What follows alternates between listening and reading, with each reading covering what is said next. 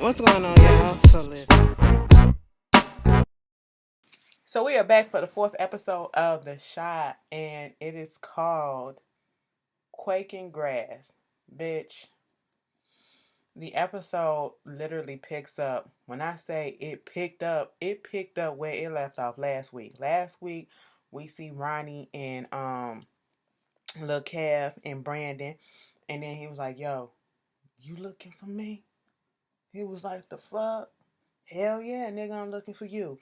And then all of a sudden, when that little preview goes off for what happened last week, we get the little opening credits for a second, and then we hear pop. And I'm like, somebody just got shot real quick. Now, shout out to Kevin and I already knew somebody was gonna get shot on here because if you watch Kevin and Mikhail's video that they did an interview with Lena Waithe, the creator of this show, on their channel, The Scorpion Show. If you have not, and that's Scorpion with a K, if you have not watched it, if you're not subscribed to them, please go over there and watch them and watch the interview. The interview is a great interview. You know, it was very calm, very laid back, like they've been old friends. And I had no idea that, she was watching The Scorpion Show for years. So you just never know who's watching you. You just never know the connections you can make. So that's really great. And I'm really, really proud of them. Had to get that out. But on the interview, she did say that somebody gets shot in the video in this episode. And we saw exactly who the fuck got shot. And I was over it. Okay? Because I was kind of over. When I say I was over it because I'm like, bitch, wait a minute, what happened? Who shot him? This is how I'm acting in the beginning.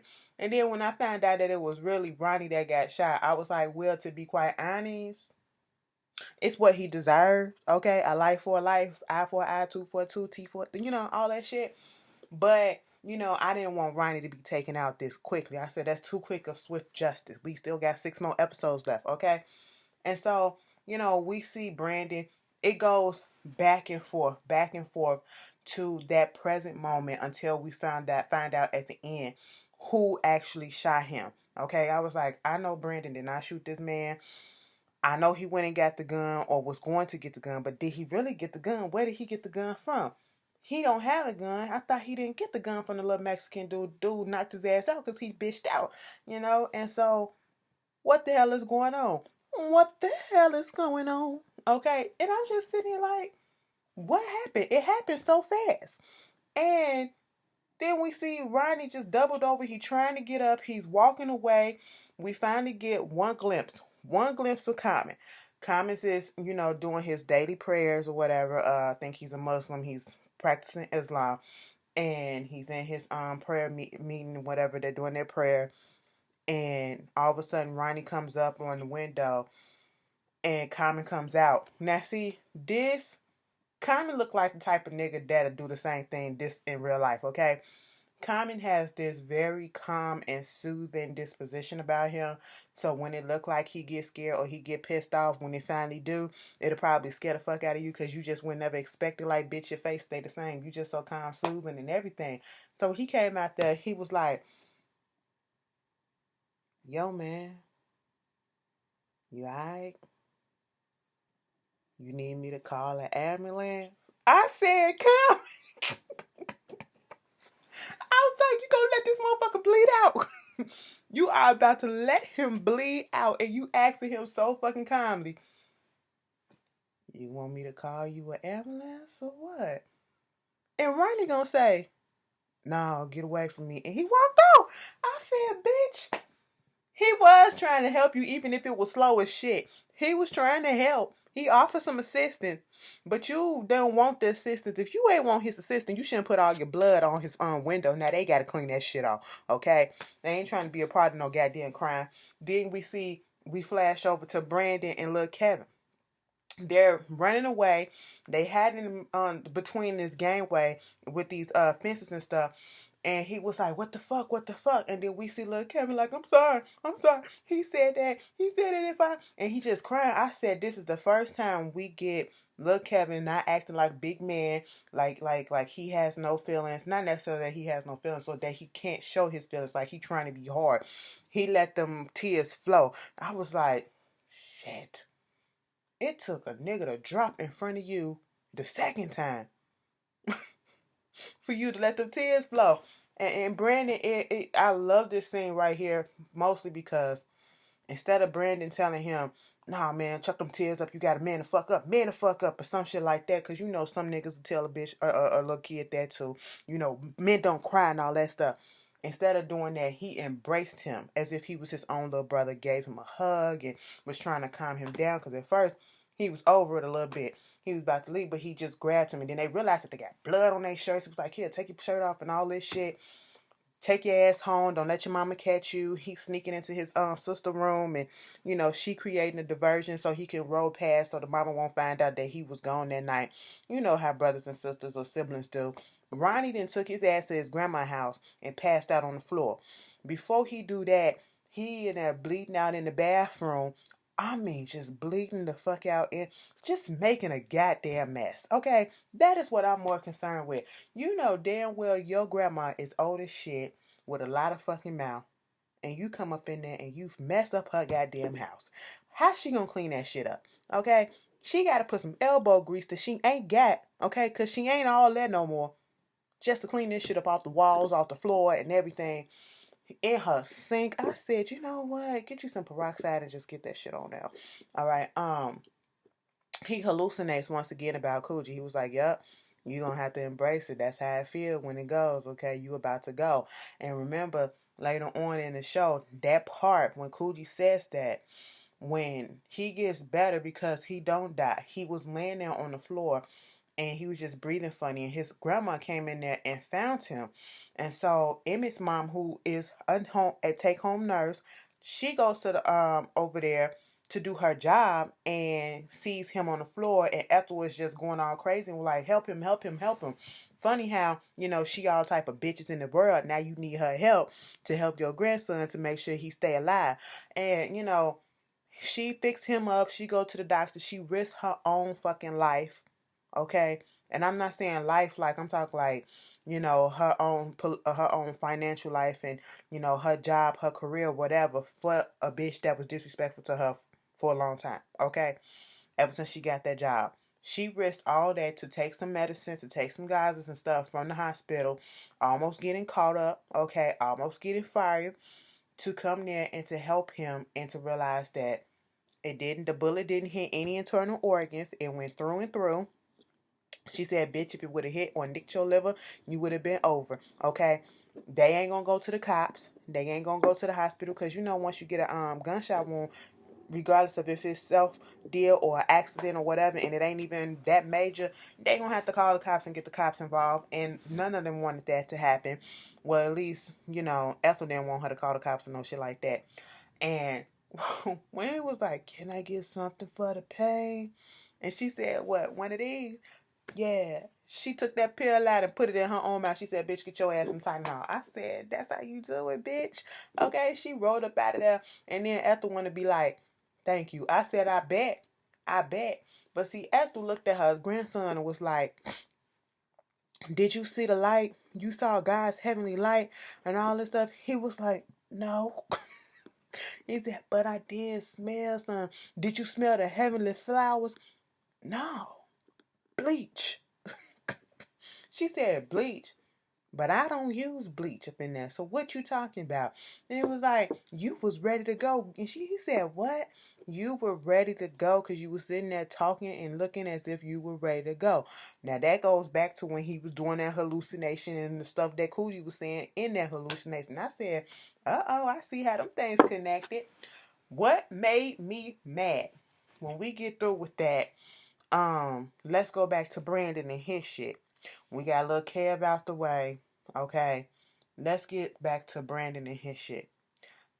This same particular night, we got Kevin going home. Brandon finally is walking, trying to get his way home. He got his book bag on. And at this point in time, no one knows exactly what the fuck happened. He didn't change his shirt, or he didn't put his jacket over his shirt, or another shirt, a button up over his shirt.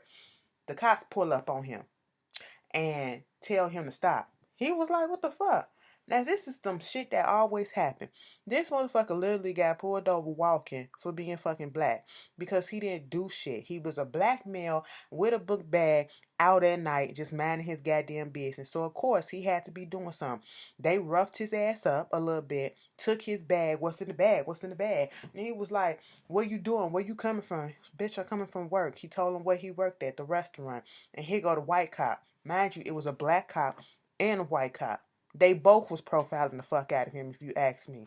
And they was so fucking rough with it. And I was just like, that is wrong as shit. And for the black cop not to say nothing, be like, calm down, calm down.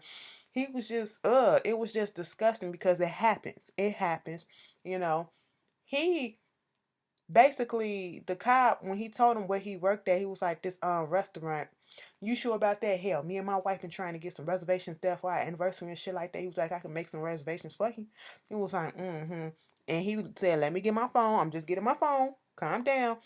And he made a reservation for him at the restaurant just to get out of them fucking with him. And that's fucked up. And then here go the black cop. When the cops say stop, you stop. What's the fucking point of you pulling him over? Why did you have to stop and pull him over in the first place? He didn't do shit. Okay? So he gets home and he clean up or whatever. He go to bed.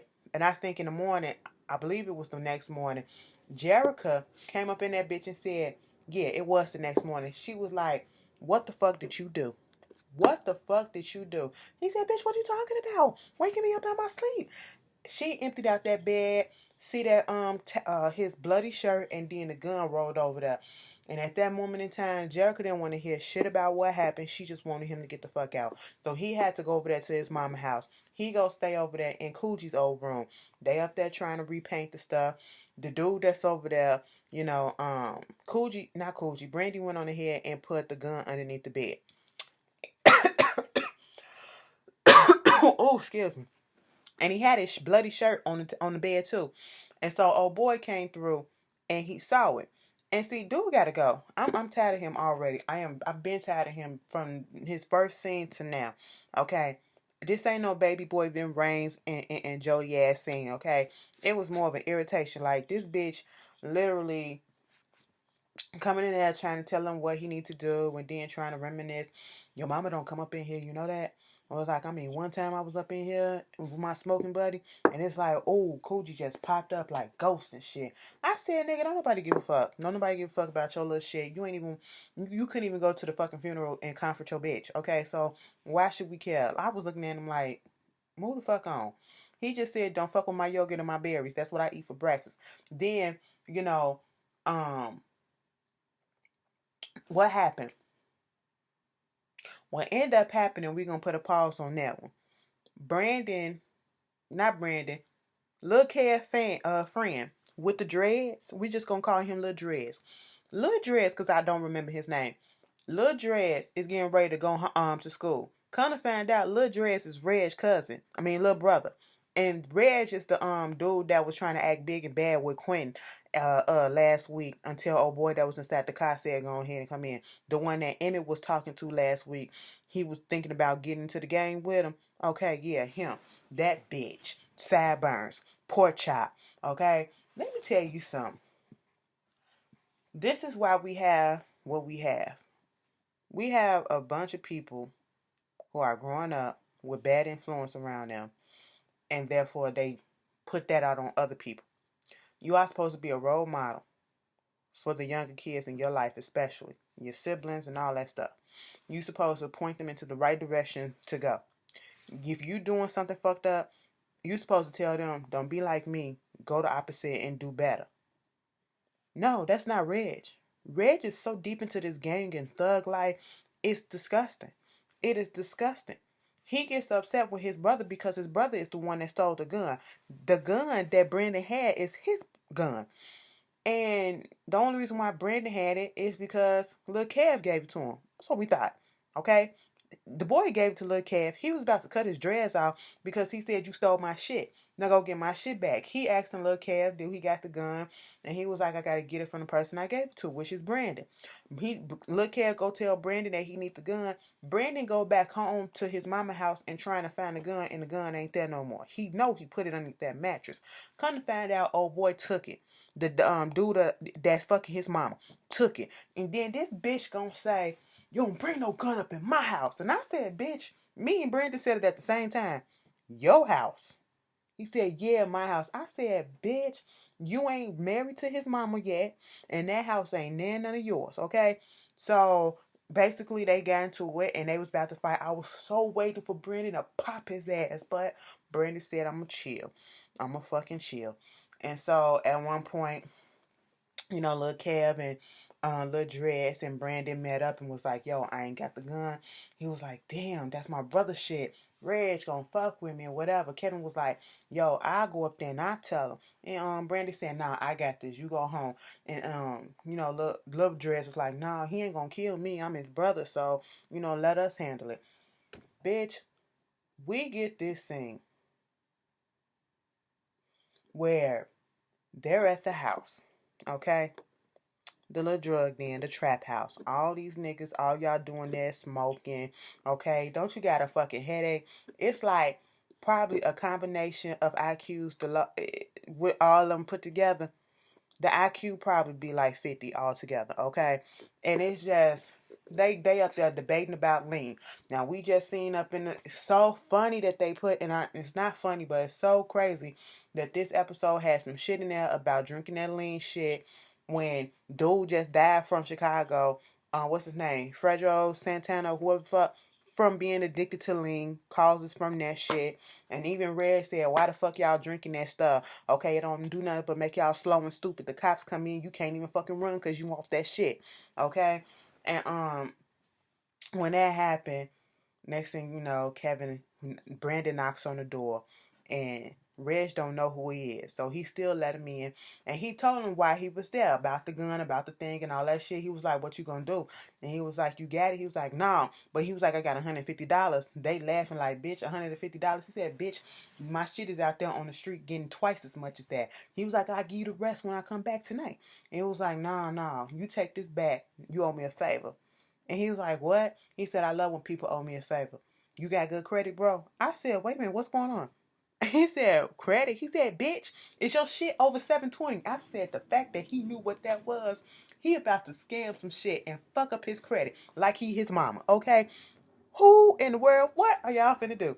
Okay, he said, yeah, I'ma fuck with that. And then told him to leave. I said, oh, okay. Now we see that little gathering. And then later on in the episode, we go back to the house and we see them having a little party at this little trap house. I don't know what type of party this was, but it ain't my type of party. Where it's too many niggas that was outnumbering the women. Okay, so 9 out of 10, all them girls in there probably got fucked. Okay, by multiple dudes. I'm just saying that's what they came there for. That's probably what happened. Mind you, they doing nothing but smoking weed, and I'm pretty sure this is the place that Lil Dre sleep at night. So he come downstairs, and you got Reg sitting up in a little kiddie pool with water in it with two bitches on him, and just rubbing on him. And then you got the little light skinned bitch just rubbing on him, giving him a massage while she's standing up. So I was like, all right. And he was like, so bitch, you about to owe me a favor too. And he said, what you talking about? It was like, ain't nobody finna pay your debt, okay? You finna pay your debt. You up here since you got a gun and shit, you want to take my gun and shit, you a shooter, okay? Because we can always use a shooter, bitch, you in now. And let me tell you something, you in for life. And I said, so you just put him in the thing like that? That's fucked up. He took, and then the little girl, the little bitch that was behind him gonna whisper something in his ear. And Lil Kev, at first, I was confused, like, is he upset? Or is he down with it? Because you saw Lil Dre's face. He was like, so I'm in? And it was almost like he had a little smirk, like, yeah, I'm finally in. I said, so you looking up to him and this is what you want to do. And you finally went on ahead and got in that shit. And that's fucked up if that's what it was thinking. Old girl came over there walking seductively. And I said, this looks like a 13-year-old boy at the most. Why are you walking over there like you about to suck him off? That was so disgusting and creepy to me until, and he was like, damn. I said, that is disgusting. What the hell is about to happen? Even though that shit be happening, these little boys be you losing their virginity to grown ass women. I said, what is the fuck? Girl, next thing you know, she kicked him in his shit. I said, that don't make no sense. And Reg get his ass up. Mind you, I just said it's more niggas up in this goddamn house than it is bitches. Okay? He get his naked ass. He is the only one butthole ass naked. The bitches in the fucking pool ain't even fucking naked. They got on bikinis, okay? And I'm confused as shit why he the only one naked up in that bitch like that. Alright? And gonna tell him don't fucking cry and get your ass up. I said, what the hell is going on in this shit? What the hell is happening? Okay? And so, you know, Ronnie at the little softball game, Wallace is talking shit to Cruz or whatever. Cruz's head is not in the game. He's still thinking about, the shit that's going on, his case with Ronnie, with Coogee and all that shit. And Wallace gonna come over there and talk about something. I know you think you fucked up. And he was like, how you think I fucked up and all that shit? Because you told your CI what was going on and that's what happened with that kid. He is irritating the shit out of me, right? And so Cruz go over there to Ethel house. That's where Ronnie stay at. And Ethel was like, bitch, he ain't here. He ain't here. So, of course, she looking around and all this stuff. And like Ethel said, bitch, I told you he ain't here. He turned the fuck around and Ethel had a fucking shotgun in his face. He said, bitch, I'm a cop. She said, you forced yourself into my house. I didn't let you in. So, therefore, this is self-defense, bitch. Okay. And so he stepped out. He stepped out. We see Ronnie walking down the street ever so slowly because he still hurt, talking to his two little lackeys and asking them if they still got space in the basement. He was like, yeah, but Meldrick is looking for you, okay? Because Meldrick didn't want that gun. Meldrick was like, bitch, you gave me a gun that got bodies on it probably, okay? And I ain't got time for that shit. He was like, that motherfucker sending a Haitian dude over there.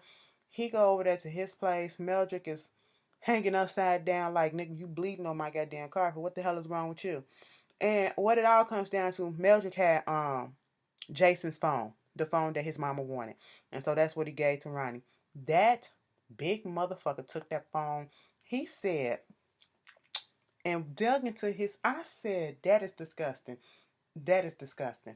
Let's get me on little Kevin in this little part last week. Last week, I forgot to put up in there. That little big bitch, the little young big girl, she was up here putting Kevin in the Me Too. Kevin is gonna be on Twitter like hashtag Me Too because Lil Mama just like sexually just assaulted him, was forcing him to kiss her and all that shit. I said, what the hell is going on? Like holding him, it was wrong. It was too much. And then on this episode, Lil Andrea coming up to him talking about something. My mama ain't gonna be home, so you want to come over? We finna have a party for the people in the play or whatever. And I mean, you can bring Papa ass too. And so they all go over there, and Papa like, this is some bored ass shit. What type of party is this? I said the boys on this side, the girls over here. Ain't nobody really doing that. Papa said I gotta turn this shit up, okay? Turn the music to something else, and he got the party going. All right, it was a cute little scene. I said, Andre, what the fuck? Your mama need to whoop your little ass, okay? Cause you ain't finna be throwing no party. Your mama didn't know nothing about that party. She said, my mama not here. I said, your mama never home, girl. That's ATL if y'all don't know. But anyway, so this shit with Quinn.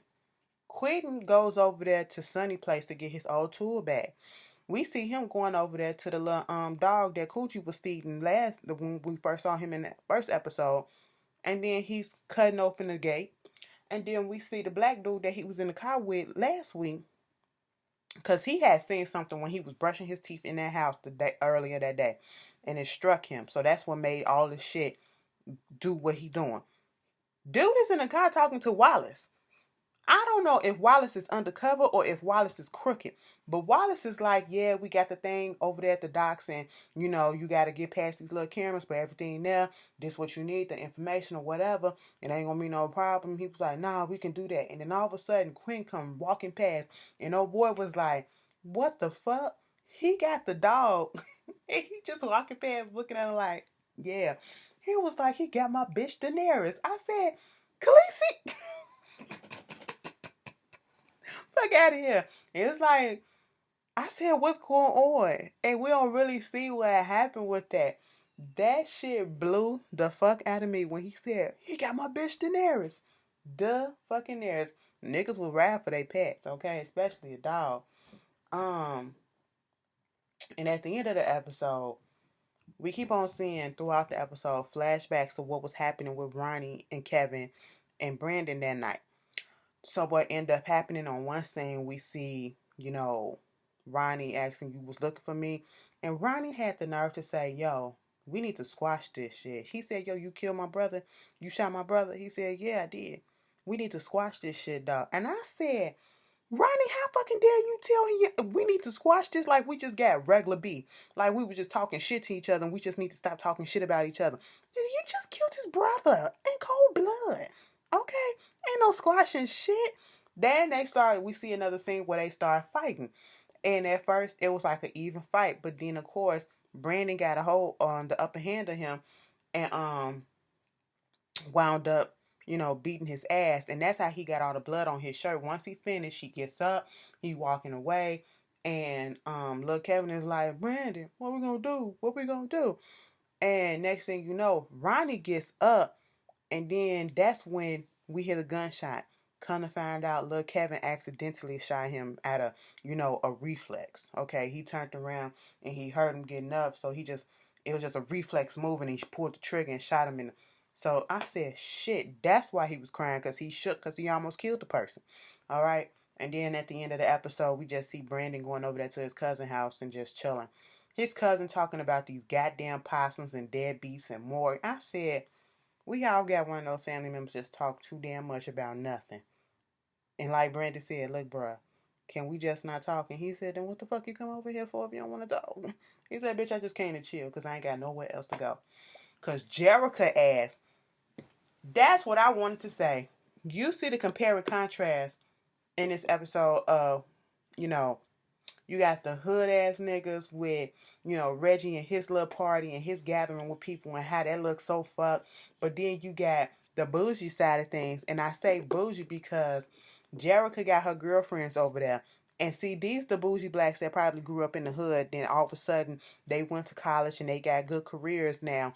And they in the mix with the white folks, and now they forget where they fucking came from, because this bitch, when she was up there complaining about her man talking to another bitch in front of her and all this shit, and then all of a sudden Jericho was like, she said, you finally got Brandon ass trained. He ain't pissing on the floor no more. He ain't missing the toilet and all that shit. She was like, no, the nigga still missing the toilet. This motherfucker brought home a gun.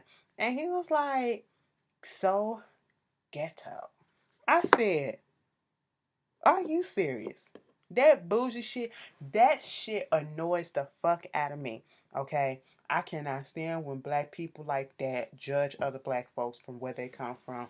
And especially the ones that probably came from the same place, but then forget that's that. Like, bitch, I know where you came from. Okay? You're not fooling me with that accent. Alright? But this was another good episode. Y'all tell me how y'all feel about it. And I will see you guys later. I had to watch this to pick my spirits up because, the Grammy played us again. But hey, it is what it is. I'll see y'all later. Peace.